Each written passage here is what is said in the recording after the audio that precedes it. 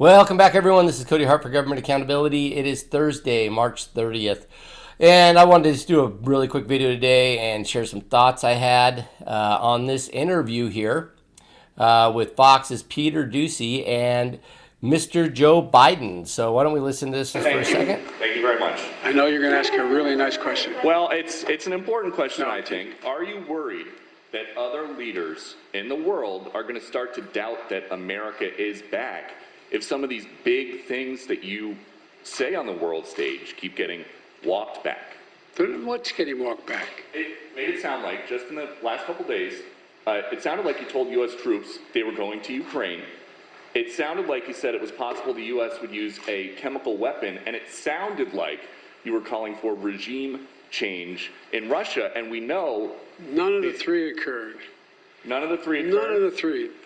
Well, as everyone out there who's been paying attention knows, and as we see in this article, New York Post talks about the gaffes that he's been having lately, just in the last week and a half.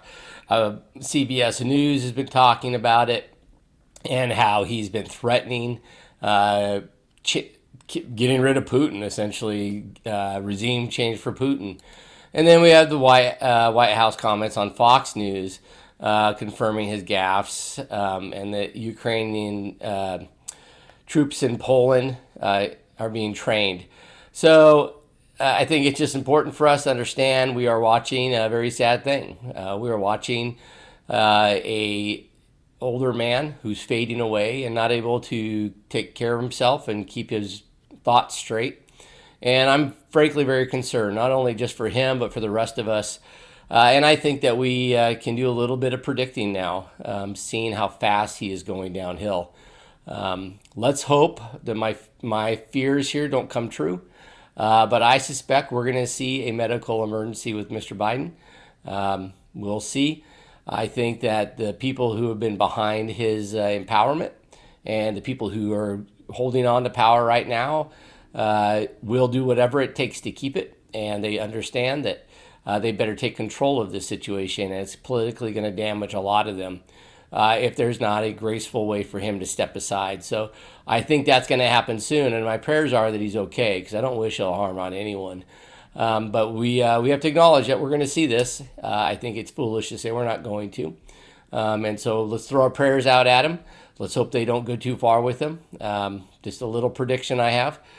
And let's pray for everything else. We are at a very unstable time. And it is something that we should all point out. It's this poor leadership of Joe Biden and his administration, the poor leadership of everyone behind him is causing this world catastrophe. So my goal is to expose these kind of things and to put people in power who represent American values and who will actually avoid these situations because they're competent and they're not potato heads with a brain full of jello.